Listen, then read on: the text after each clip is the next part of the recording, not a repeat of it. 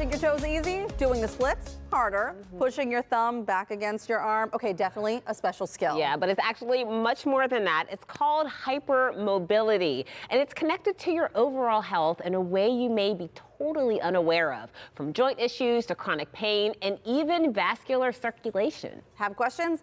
Yeah, we do too. Dr. Natalie Gentile from Direct Care Physicians of Pittsburgh and Rebel Wellness is here to explain it all. This is one of those topics that I kept seeing floating around on social media, and I said, can you tell us more about this? And you said, oh yes, I can.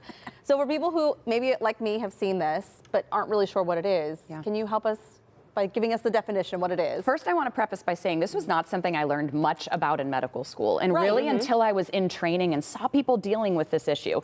So it's not widely understood or talked about, but we're hearing more and more on social media. Hypermobility is not just being double jointed. Right? Hypermobility refers to a problem with our connective tissue. Connective tissue lines so many parts of our body, our vessels, our gut, and when we, and our joints, of course, also, and when we have instability in that connective tissue, even if you can move your joint a certain direction, if that's unstable, you're going to get hurt. And that is happening on our insides too. It's not just, you know, can you pull your finger back? Yes, right. Exactly. And this is also connected to vascular health as well. Talk about that. Yeah, and that's not talked about enough. In vascular health, because that connective tissue wraps around our vessels are supposed to contract, they're supposed to dilate normally with our position changes, with exercise.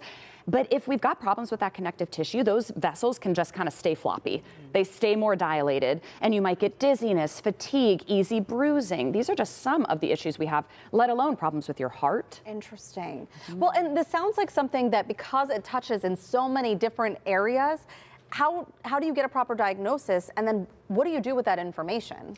So there are diagnoses out there that I find, especially in women, are not diagnosed for years and years on end. And a lot of times with hypermobility, it's because it's very siloed in healthcare. We look at, you know, the cardiologist looks at heart health, you know, or vascular health. The ortho is someone who you're going to because of the joint concerns, and on and on. It takes really solid primary care to see this big picture. And unfortunately, because we don't have so much education about it in primary care, and because there's not a lot of time with patients, that big global diagnosis is not easy to make. And for a lot of women and people who deal with hypermobility, it takes up to a decade in some instances. And I can see it being really confusing because some of the symptoms and you're talking about here, your dizziness, tiredness, all cold hands and cold feet, those can be attributed to so many other things. They're very non-specific symptoms. A lot of times you're mislabeled as, oh, you're just depressed. Oh, you just have too much going on in your life. Are you low iron? Maybe you should take iron supplements. It could be a lot of things, right? And I think another thing is really seeing someone over a trajectory of time. Like a lot of times in hypermobility, people are frequently injured over time. They get into exercise, but the exercise is not helpful for their hypermobility and really tailored around it. So they're frequently getting injured. It takes someone to say, wait a second, why? Why are you getting frequently injured? Why are you dealing with all of these symptoms? And you have to ask the questions. And so one of the things that I saw was there's this, it sounds like kind of generic test that you can do to test if you might have hypermobility, but that as we get a little bit older, it might be harder even to diagnose with that test.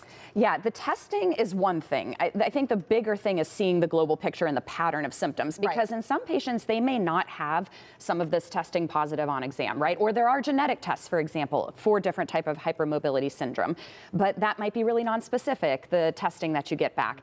It's all about the clinical picture, and that's what's so important with it. We also are seeing overlap with diseases like POTS, which is an issue with your heart rate, really rising a lot when you go to standing, for example. Endometriosis, another one we're seeing an overlap with hypermobility. And so what's happening is if we don't have awareness of this, then again, you're going years upon years without diagnoses to get the proper help that you need. I was just saying to her before we started, I said, you know, I did this with my arms. I'm like, am I hypermobile? What does this mean? Like, can I, because my arms bend? Diagnose her, is she? Right on the spot, we're gonna do that. I'm like, look at this, is this hypermobility? What do you think, Dr. Tilly?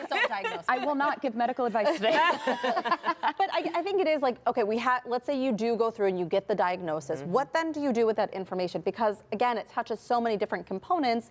You need good primary care, but is there anything that we can do to prevent the injuries or prevent any of the other issues we're going to have with it? Sure thing. So one of my favorite things is to refer to a physical therapist who knows what they're doing with hypermobility. And we do have them in the city and in the region. That's great. And they can be excellent at making sure your exercise routine is tailored to keep you safe from getting hurt. That's wonderful. Yes. I think also understanding the symptoms that you have with the bigger syndrome, right? Like if it's mainly your heart rate changes, you know, maybe you need to wear compression stockings. Maybe you need to add electrolytes or more fluid into your dietary pattern. There are medical interventions we can do, like certain medicines you can take that can help with these symptoms. There are ways to help, but you got to get the diagnosis. You have to get the diagnosis. All right, well, before we let you go, we want to say congratulations. You have this big new position. Tell us about it. The medical editor. Yes.